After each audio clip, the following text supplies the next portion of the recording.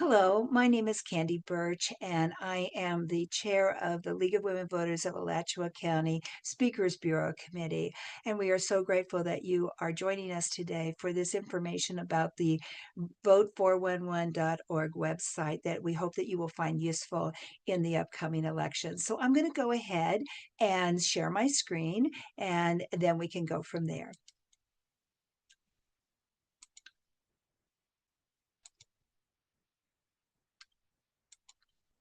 Okay, there it is.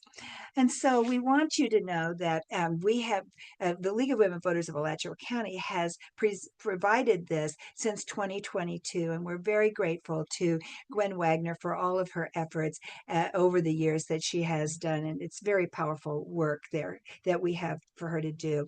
And we hope that you will not only learn from this particular presentation, but you'll also share it. And especially new voters who might not know how to actually navigate the voting system.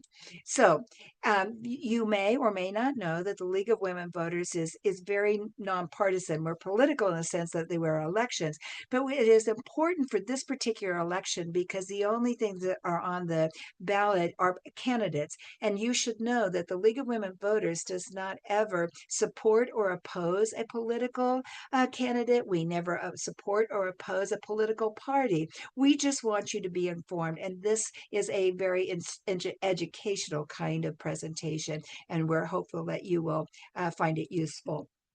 So let's get right to it. So if you went to your computer and you typed in vote411.org, you get to a screen that looks kind of pretty much like this. And it is a marvelous nonpartisan tool because it just gives you the information that you need. Especially what you get is the candidates actually answering questions directly, questions that we have put together. So when you get to this screen, basically you scroll down and then you come to this. Now this one is pretty self-explanatory. You just type in your address to get you started, and then you hit submit. Now, this particular screen will come up, but I will tell you that the deadline to register to vote in the August 18th election has passed. That was back on June 20th.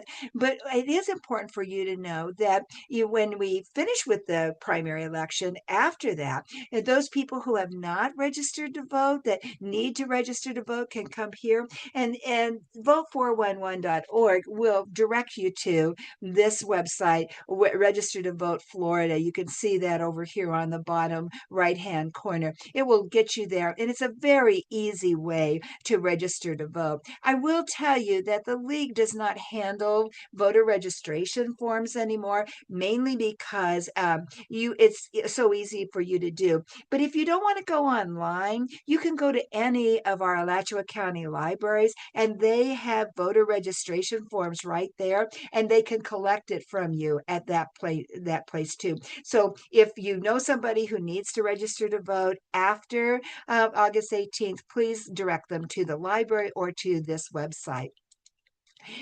So as you scroll down, you will find that there's this screen that says plan your vote. Basically, this particular screen just tells you that, August 18th is coming, and that's the election that will be important for you to know about there.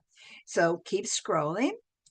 And then you come to this particular screen. Now, I have put in the address of the supervisor of elections office at 515 North Main Street. I just put that address in there just to be sure that we get all of the information that you want. When you get to that, you make sure your address is there. You may or may not want to mark the party selections. I rarely do because I want to see all of the candidates who are running for a particular office. But you can mark there that you're a Democrat or a Republican, whatever you want to do there. And then you go over here to this side, this bottom right-hand side that says Save and View Races. And when you do that, you get to this screen. I will tell you that Uh, what's interesting about this is that you have all of the races are on there. There are 14 races that are listed there, but not all of them will apply to every voter. You will see there on the right-hand side that people who there's a considerable number of no party affiliation voters, and those people who are in the NPA, as we call it, will have at least 4 races to vote on, and maybe 5. The state representative, District 21, is a place that Yvonne Hinson, when she retired, that opened up. County Judge Group 5 is available for nonpartisan voters. School board districts 1 and 3, those are very important races. You can vote on those. And if you live inside the city limits of Gainesville, you can also vote on the Gainesville mayor. So there's that as well. So let's take a little closer look. When you get to this particular screen, you get to click on any one of these races that you want to see, but you can see there that if you click on view race, then you will get to this screen. I just did the first one, which was the US Senator. And as you can see here, it looks like there are 6 candidates. You can see both the Republican and the Democratic and the no party candidates. What I did was there's obviously more than 6 here. Those are just the ones that show. But let's take a look at that screen just in general. Up at the very, very top, I'm not sure if you can see my uh, cursor here. It gives you some options that you get with every screen. You can hit next if you don't really want to look at these candidates, or you can go over here to the left and back up to the list of all of the races and stuff like that. You can see that we have 14 races that are available to you. I love this middle section here because it gives you the job description of the candidates that of the job that these candidates are looking forward to. And again, I said this incorrectly. There are more than 6 candidates, but this is just wanted to show you this screen. But let's say we want to pick one. So what I did then was I picked a no party affiliation candidate, Tuan Nguyen. And once again, and this is what you get to see. You get to see the information that the candidate has provided. And this is just one of the questions that he has answered. If you look on the left there, you will see that the League of Women Voters of Florida, the state league, has asked questions for all of the candidates who are in statewide races. So in this particular case for the U.S. Senate, the state league has offered questions on 6 different issues. You can see it starts with immigration and ends and goes on to climate change and goes on for that. And so you can see the answers that are right there. I will point out, if you look at the top right-hand corner, there's a place that says My Choice. You don't have to use this one, but if you look at this over and you decide, oh, I think the one that I want to choose is this particular one. If you choose My Choice on any one of them, then you can, at the end, the Vote 411 system will give you a list of all the ones that you have chosen. So that's kind of a little nice way that if you want to take that in to vote or use that as a voting guide. So there's this. Now, going back to that, there are several different people. And so you may want to say, well, I don't know, how do I choose between this one or that one and all of that kind of stuff. So what I did, what it offers you is the ability to compare answers. This is obviously for a different category, but if you look at the compare answers one, then you'll be able to see, you'll see these more side by side or on the same screen. So what I did was I clicked on Ben Everidge, and he is also a no party affiliation, but he answered these questions, and you can see there that he answered his questions. And if you scroll down, you would see candidate win as well. And once again, you get the opportunity at any point or not at all to use the My Choice button.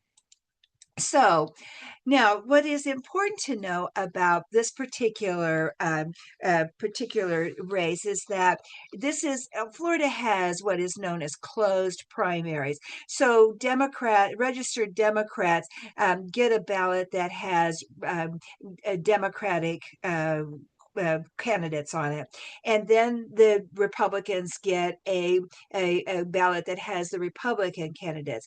And in this particular case, everyone who lives in the district, Florida State Representative District 21, everyone, both nonpartisan affiliated, the Democrats and the Republicans, they will get an opportunity to vote on this because all of the candidates who qualified for this race were Democrats. And so because there would be no opponent in November, whoever wins this particular race in this primary will become the state representative for District 21. So once again, you see the view answers. If you click on all of them, you'll get to see them all, all of their answers there as well. But you can do, one or two, however you want to do it, if you want to compare answers.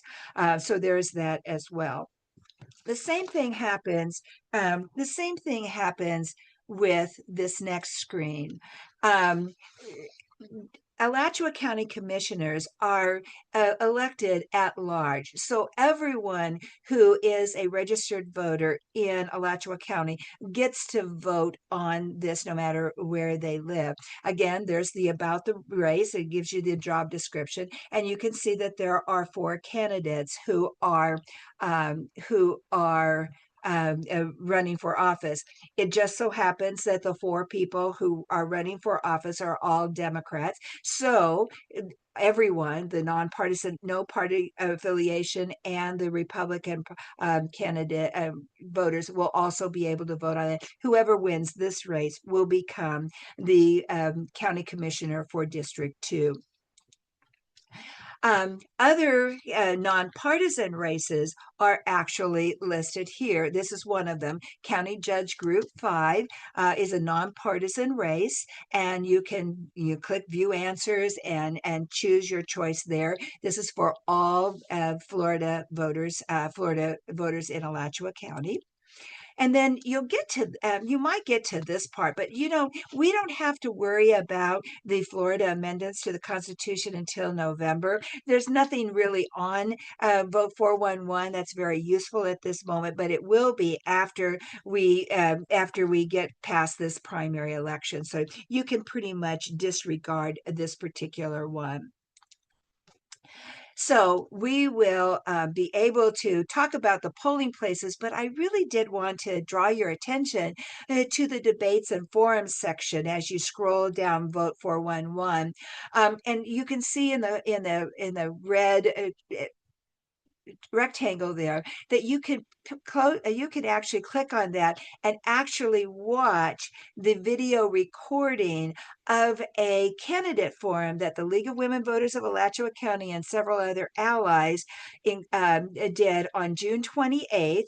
And that was also, it was recorded there at the University of Florida Bob Graham Center for Public Service. What's neat about watching that recording is that you will see candidates, and you can see a picture of it here. You will see candidates answering questions that they haven't seen before. So you will see their on the fly answers to questions that the League of Women Voters and our allies came up with for that particular one. And that you can see a URL for that particular forum, and that video is available to you. And while we're at it, we probably should let you know that you should think about saving the date, because on September 27th, we're going to do it again for the people who are going to be running in the general election in November. So be aware that, be looking for that as well, because we definitely want you to have that opportunity. So So that is basically how that works. That Vote 411 is such a good resource. But part of the reason that the League of Women Voters of Alachua County and the League of Women Voters in general wants to let be sure that you know about that is that we truly believe that our job is to help defend democracy, and the League of Women Voters of the United States believes that we need to defend our democracy because it is currently under siege. So if you want, we'd love for you to be a good citizen by spreading the word about how important elections are in Florida and Alachua County and the nation. We hope that you will learn all that you can about the candidates and the issues. Being an informed voter is very important in a democracy. And vote411.org is one of those resources that will help you make your decision. We hope that maybe you will, if you're an experienced voter, adopt a new voter. Help them be more confident about how to get information and how to go and vote. And definitely feel comfortable to reach out to us, and we would love to be of any help that we could be. Again, Vote 411 is nonpartisan. We do not offer this to tell you who to vote for or how to vote. We just want to reach more people about the Vote 411 resource. And we thank you so very much for joining us for that. I will tell you that if you would like to know more about the logistics of being a voter in Alachua County, I'm going to go back to the top of our slides here and just let you know about the dates and the how to vote by mail and how to do some early voting and what to do on an election day. So if you would like to stay on with that, that is what's going to be the next portion of this particular video. So let me go right back. I'll stop screening and we'll see if we can get back to that one. I am going to get back to see if I can make it happen.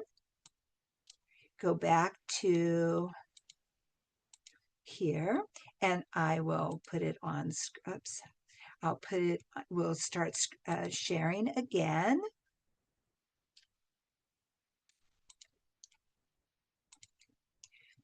And then I will go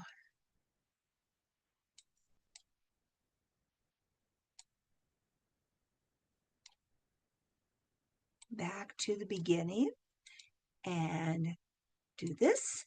And now here is some information. You may or may not know this, but if you don't know, or if you know that somebody who needs to know this, these slides are very helpful.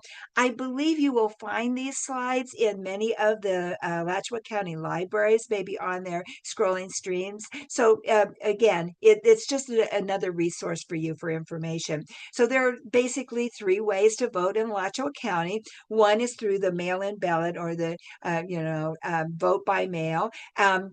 The thing about this is coming, we're recording this on July 30th. If you want a mail-in ballot, you have to request it by August 6th, and that's coming up pretty soon. So the sooner you request it, the better. You can vote early between August 7th and August 15th, and you can vote at your precinct on Election Day, which is August 18th. I'm just so grateful that the Alachua County Supervisor of Elections provides all of this wonderful information. You'll hear me say this a lot. VoteAlachua.gov is just another wonderful resource for anything voting. We already kind of talked about this, but we do want to emphasize the fact that even if, and there are a considerable number of no party affiliation voters in Alachua County, and just because this is a closed primary, no party affiliation voters can still vote in the school board elections, the judges elections. We've got a county commissioner that you can vote on, as well as if you live in District 21, you can also vote on a Florida representative. So don't be afraid to vote if you are a nonpartisan voter. And this is really a good time to talk about whether or not you want to check your registration. So you think you're registered, but maybe this is a good time to really check it out. So there you go. You go to votealachua.gov, and you can use that longer URL. But basically, if you go to that, there will be a place, and you can see this right here at the top right-hand corner, that screen that's right there. It says my registration. And that's really quite, if you click on that, you will end up going to a screen that you see there on the left. And when I put in my name, I've redacted out some of my information there. But when I put that in there, I see the most important word that I am looking for, and that is the word registered. If you don't see that word registered, then you probably want to call the supervisor of election and see what has happened there. So once you get to this screen, also what will happen is you scroll down a little bit more, you can see the opportunity to look at a sample ballot. But I also look at that square, that rectangle that's down at the bottom. I requested my mail-in ballot, and they have sent it to me. And so when I fill out my ballot and I send it back, this particular screen will let me know that they have received it, and then they'll let me know that they've counted it. So that's a nice resource at the votealachua.gov website. Now, sample websites are also available. You saw that on that other screen. This is just a sample of one. They can, if you go to that particular sample ballot link, you can click on it. And if you want, you can look at it or you can print it out. And sometimes that's helpful when you're trying to decide well, I don't know who I want to vote for. This might be helpful when you're looking at that vote411.org particular resource there. So let's talk about mail-in vote. It's called Vote by Mail, VBM, and it is very important. There are lots of things to remember about that. If you did a vote by mail in the 2024 election and you haven't requested a new one since then, now's the time to do that. If you want to vote by mail in the August 18th election, you definitely need to do it by August 6th. But you can request a new ballot. You can do it online. I have the URL there for you. There is a paper form that you could probably get at any of the libraries, but you could also call and request a mail-in ballot. And that number you can see there is 352-374-5252. And they will take your request over the phone. Now, when you do get your mail-in ballot application, you do have to provide your driver's license information or your Florida identification and the last four digits of your Social Security number. So let's say you get your ballot, and what you get will be an envelope, a secrecy screen, and the ballot itself. Now, you definitely want to be careful to use a blue or black ink to color in your choices that you want to do there. But remember, this is so important that you get your ballot, your secrecy screen, and the envelope, and all of those are tied together. So please do not try to add another ballot into that envelope, because the ballot and the envelope, they have some sort of a bar code that matches, and so you'll definitely want to just put one ballot in one envelope. And then that ballot has to be in the hands of the supervisor of election by 7 o'clock on August 18th. And we're going to talk a little bit about how that happens, but no matter what, it has to be in the hands of the supervisor of election by August 18th at 7 o'clock. So that's the mail-in ballot. Now we have early voting, and early voting is such a wonderful resource. You can do that between August 7th and August 15th. I have listed there all of the 8 locations where you can vote early. What's beautiful about that is that you may live, let's say you live in Hawthorne, and that's where your precinct is, but you actually work, let's say you work at Santa Fe like college. If you're between August 7th and August 15th, you can vote there at that early voting site anytime between 9 a.m. and 6 p.m. And your vote will be counted. You use the ballot scanner, you do all of the things that you would do in regular voting. But also nice about that is that there is also a monitored mail-in ballot drop box at each of these early voting stations. So if you did a mail-in ballot, you filled it out, you don't have to mail it in. You can actually take it to one of these drop boxes and submit it there, and that's how that works. So we definitely want to encourage people to vote early because it's really pretty simple, and it's very, very, very convenient, and you don't have to worry about whether something happens on election day. So now let's say it is election day and it's time for you to vote. You haven't voted yet. You may have a preference for voting in person on election day. You want to maybe bring your children and show them how it's done. And just remember that on election day, you have to be at the place where the precinct where you were assigned, and be in line by 7 o'clock in order to be allowed to vote. You have to be at your particular precinct. Now, I will tell you that even though you could drop your mail-in ballot at the supervisor election office there on Main Street, you could drop it off there, but honestly, you cannot vote at the supervisor of elections office. There's no voting at that place, as you might expect. They have other things that are going on, but you have to be at the correct precinct and you have to be there by 7 o'clock. You'll have to present your photo ID, that kind of stuff. And then please note that what you have at each of these precincts are wonderful people who have been trained to help you make this process so simple. Yes, you will present your photo ID, and they will check it and they will give you a ballot and you'll fill it out and you'll take it. But if you make a mistake, the people there will be happy to help you, to get a new ballot and and destroy the other one so that there's no doubt that your vote will count. We have wonderful precinct clerks and a lot of workers there. And if you have any questions, you can ask the clerk or you can actually call the voter hotline, the voter protection hotline as well. So just know that that's an available thing. So here, I think I love this map because it shows you that the Alachua County offers 63 places where people can vote in person. There's 59 locations this year. Some of them have been combined, but again, you must be at your assigned location on election day. If you end up going to a place where you are not assigned, the people will say, well, you have to be at this other location.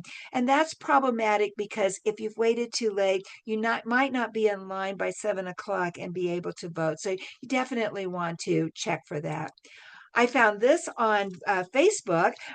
There are some changes. A lot of people may find that there have been changes that have been made to their voting location. So definitely remember, you have to be in line by 7 o'clock at your assigned location if you're voting on August 18th. So that is pretty much how that goes with the voting process and the vote411.org. We hope that this has been useful to you. And again, if you have any questions, please contact us. You can reach us on Facebook and on our website. Thank you so much.